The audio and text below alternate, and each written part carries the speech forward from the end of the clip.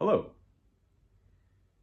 In the work that I've been doing in the last few years, and I've really been around this all of my life, but getting more technical, more deeply involved more recently. I'm looking for spiritualists. I'm looking for pagans. I am looking for readers, mediums, people who have personal experience getting involved with the world of spirits and working with them so that we have a healthy relationship with that world. I think about it in the same context as people who take care of land so that there is a reasonable, understood exchange of resources between us as humans and everything that's going on in that land. The same perspective of responsibility applies to our spiritual involvements as well. We all have a lot of different opinions about how this works. We are receiving information from traditions from all around the world. This is a fascinating place to be in because we have known about each other's traditions for a very long time, just speaking broadly about people traveling, exchanging information, getting texts and objects from far away places, and getting a sense of the spiritual resonance and content of those things and what goes on somewhere else. A great deal of what I teach, the perspective that I offer to people, is rooted in an ability to verify and uplift everybody's subjective sensibilities, that we're all coming from different directions. But I still think that we need basic technical definitions for what spirits are, what kind are out there. There are several types that I have either run into personally or have seen confirmation that spirits exist in a certain category for all traditions. They deal with them differently, they perceive and think of them differently, but these spirits are functioning in the same way. The ones that are closest to us personally are our own spirits, which falls into the category of the spirits of living things, and then the spirits of the departed that linger here in our world, even though they don't have a living body that they are attached to. But things about the emotions, the ego, the energy, the family that spirit was attached to in life, it's still around and it's still having an effect on the world. We in our living spirits have the ability to cultivate those spirits, to change them, to work on them, much in the same way that we work on our bodies, even though they're not as materially obvious to other people. But people who are in touch with spiritual realities, they're generally much more interested in the spirit of the living beings they come across than they are the physical form. And this is something that we can interact with as friends, as family members, as people getting to know each other, if that's the way that we choose to perceive one another and the focus that we're able to achieve. In the same way that two bodybuilders, two dancers may regard each other's bodies and think about how the other person has worked on their body in order to achieve the physical goals that they're working toward, so spiritualists do the same thing with one another. We are investigating each other's spiritual sensibilities and development to figure out how we can work together and collaborate. At least that's a lot of what I am doing. So there is this immediate, direct spiritual contact that people who are keyed into that can enjoy with one another. Getting used to that is the foundation for encountering the spirits of the deceased, spirits that may be hanging around something, even though they don't have a living body, and being able to interact with them, get a sense of what kind of effect they are attached to and are continuing to produce with whatever it is that their link is maintaining in their existence. Often these spirits are helpful in the case of ancestors. Sometimes they are preserving something important about a place that does serve and nourish and encourage the people who are still using that place. Though there are spirits of the deceased that are bitter, that continue in this realm because there was something that they thought they were entitled to during their life that they cannot let go of, even in death. And in this way, they can disrupt the energies that people are trying to revitalize a place with, trying to freshen it with, in order to bring new possibilities to it. Lingering spirits can make that much harder, if not impossible, depending on the intensity of the emotion that they were packed with when they inhabited that space, and just how much influence, how much time they have put into it. So these are spirits that are developed from the interactions within living bodies, the community of things that we are, in order to allow us to exist. And these spirits come into being as a reflection, as a component of the interaction that makes a living thing a living thing. On another level, this also happens with communities. Communities, when they interact, when they form patterns of being, and the more conscious those patterns are, the more intentional and goal-driven those patterns become. As they are more consistent, they invite more people to get involved with them year after year. The spirit of that community becomes larger, becomes stronger, becomes more consistent. Just like anything growing in the world that has its own presence, comes to have a kind of hunger, a kind of sense of self, a kind of pride in being what it is. We see this most obviously in groups of fans that accumulate an interest and even an obsession with a particular media object or media phenomenon. Religions, nations, families, even friendships can produce these communal spirits.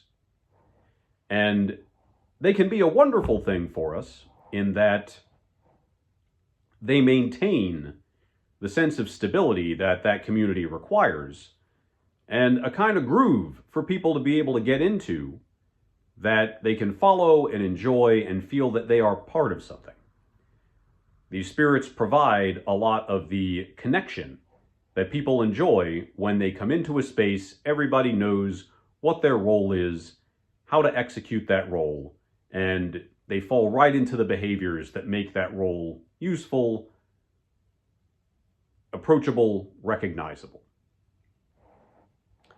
The word that occultists in the 19th century came up with and used for these kinds of spirits is egregore. And as I say, they can be good things. They can also get out of hand, because egregore can only continue to exist as long as individuals are contributing to them and effectively being their presence in the world. And so egregore that have strong recruitment systems that instill people with a need to continue the nature of their community, the power relations that make that community thrive. The egregore is going to do everything that it can to grow and maintain itself in that way. It's something to be thoughtful about when you are getting involved with communities. Every community, as far as I am concerned, is full of individuals who have a lot of care, who are thoughtful, who are intelligent, who really want to help and support other people. But if they are doing this in the service of an egregore that doesn't really care about people as individuals, that doesn't support them, recognize their agency, and celebrate that, I tend to be fairly wary of situations like that. So just be thoughtful in considering what kind of spirit you are getting involved with or actively creating when you are part of community. It'll make a big difference in your decisions about who you get involved with and why, and give you a greater sense of intention and collaboration when you are involved with people and deciding what kind of role you want to serve, how deeply or consistently you want to be a part of that community. Because as I say, egregore can do beautiful, wonderful things for us and show us potential within ourselves that we didn't realize we had, and create a center that we can organize very good things around, that create systems for continuing community that supports people for generations. But like people, egregore can also be selfish. They can become hungry for their own existence and scared that they might lose anything they have gained, because they are the spirits of people getting together. So the best things and the worst things about humans in groups can also come to be a part of an egregore's personality or aspects. Now, separate from the spirits that we generate as living things, as humans, there are spirits that promote the processes that occur here on Earth that are a part of life. These spirits we have traditionally come to regard as deities or as minor nature spirits.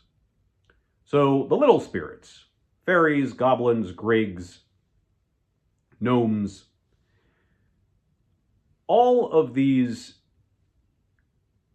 manifestations of nature, of forests, of trees, groves, rivers, ponds, they all give us a personal connection with the places that we appreciated and environments that have some kind of clear boundary, so that we get to know the spirit of a place, how it feels in various weather circumstances, times of year, how it reacts and responds to what is going on in the wider environment that it's connected to.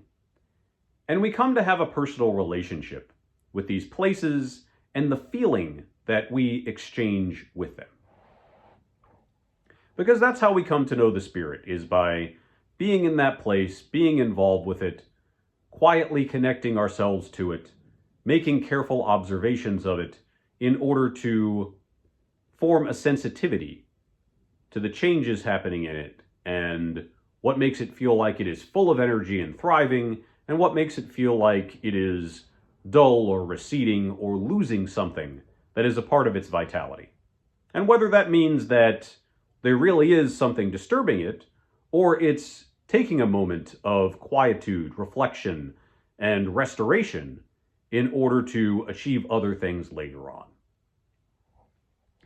And that's a part of caring for our environment, caring for the earth, having a sense of groundedness and belonging in the parts of our locality that are natural.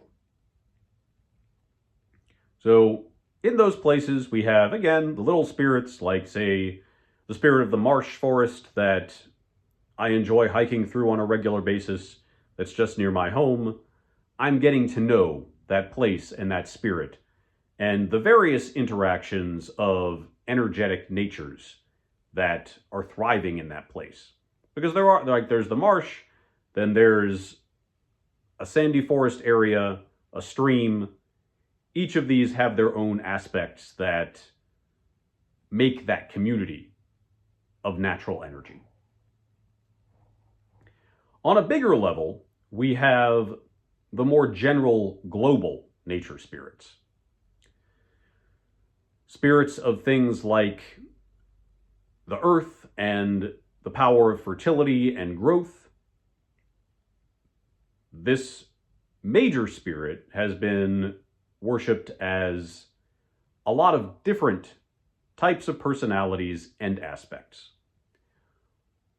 Once you are becoming interested in the different cultural deities, local deities that people have worshipped throughout the years, many people are often looking for the right deities to create relationships with in order to show their support for what that deity has provided for us and a desire to be involved in cultivating what that deity has to offer and the way that it impacts human life. So, for instance,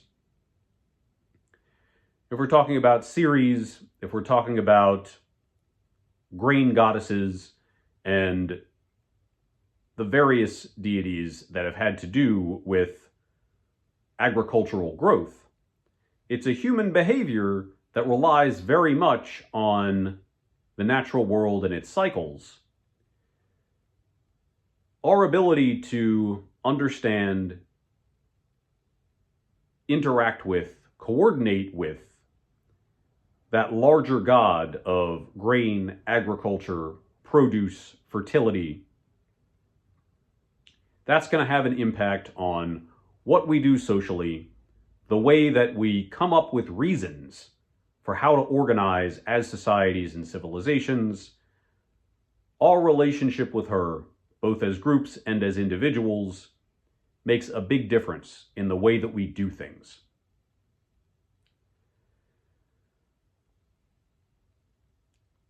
The nature deities can be difficult to locate as a full experience. None of us live everywhere on Earth. I imagine very few of us have investigated how everybody does agriculture all around the world and knows a lot of details about how that works. I know some of us have, but not everybody. Getting a sense of which portion of that spirit relates to your local environment and the things that actually involve you is going to be the way for you to develop a relationship with her. Surely there will be interesting stories, aspects of how people appreciate and venerate her from around the world that you relate to and find useful, but the more centered you can be on how you personally relate to the nature deities that you find important, the bigger the difference and impact that veneration is going to have on your life. Me personally, I have a deep relationship with Hestia, or Vesta, the goddess of the hearth. And everything about hospitality, about creating a place that is comfortable, that is well maintained, that other people feel welcome to, where you know that you have created something that your family cherishes, that they can always return to for comfort and strength and rest. She relates to our human life in that, as people, we all need this. She relates to nature in that all of these aspects of what is comfortable, temperature ranges, the need for food, the need for a soft place to rest and feel like you can relax. These have to do with our interaction with the natural world. Where are you going to get those materials, the energy and fuel that you need to make a fire or to maintain any particular environment? How you're going to build it, out of what you need to maintain it. All of this has to do with what nature can provide, and that broader aspect of nesting, of having a sense of a home, a place of belonging, creating the spot where family is possible. This applies to all kinds of different creatures in the way that their biology guides them to make something that allows for proliferation and for a sense of where they should be.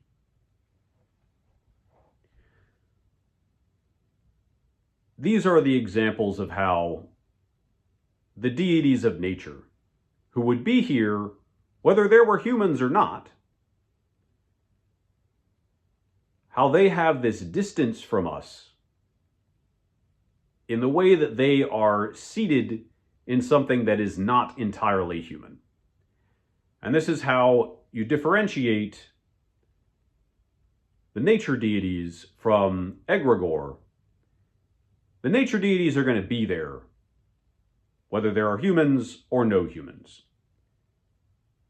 The egregore only exist where humans live or have lived or have impacted a certain place. The nature deities are always going to be more powerful because they don't need us to exist and thrive. And it's not just a sense of them being powerful, but their groundedness in the fact that Earth exists as this biological phenomena makes them necessary to this world, at least in the way that we have always understood it to exist. So they are a part of this planet. And this leads us to another stage of spiritual beings that are more related to the abstract principles that make physical reality possible. And generally, I think of these in terms of what a lot of religions and philosophies describe as angels. These are creatures that are enforcing a kind of order that make order possible. Gravity, the connections between molecules, the sense of boundedness that we have in our bodies. This is why that we often go to the personalities behind these principles for protection, for assistance. We ask them to help us to continue, to find our core again and regather around it so that we have energy to continue being, to do things that are interesting, and to not feel like we are just dissipating in a soup of problems and stress and impossible moments that make us feel like we're not anything that is of interest or import to the bigger story that we're part of. Those principles, those angels, want everything to have a sensible place within an order. And their reality is taking place on a scale that almost has nothing to do with us, but in the same way that, whatever it is that may cause your skin to itch, it's a call out in a part of your body that otherwise you'd be unaware of, wouldn't be thinking about at all, where there really are a lot of interactions going on.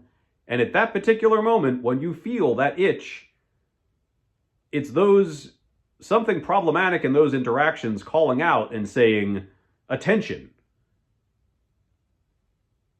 The larger presence, thought process, perspective that this little part is a part of, it's needed in order for something to change, something to shift.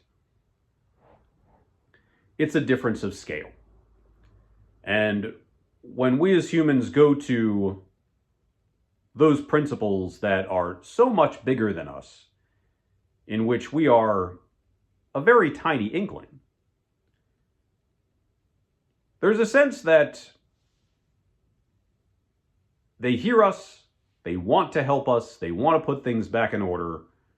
But I often wonder just how much of that scale can they navigate in the same way that we often wonder, how fine-toothed, how pointed can I get in the way that I put my attention to any tiny problem going on with my cells, in my organs, parts of my body that generally I can't see.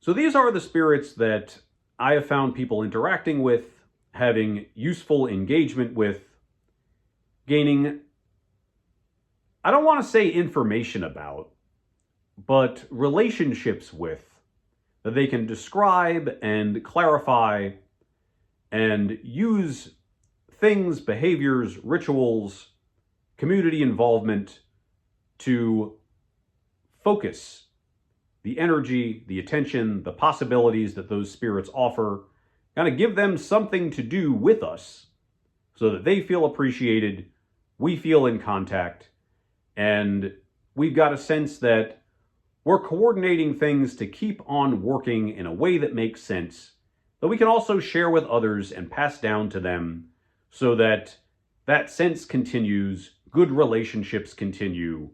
We've got a way to interact with our world that keeps things going and brings more joy because there's more sense, more fun, symbols, possibilities, things to play with that keep coming back day to day, season to season, generation to generation. Thanks very much for listening, and look out for more spiritual advice, more information about tarot every single week. Take care.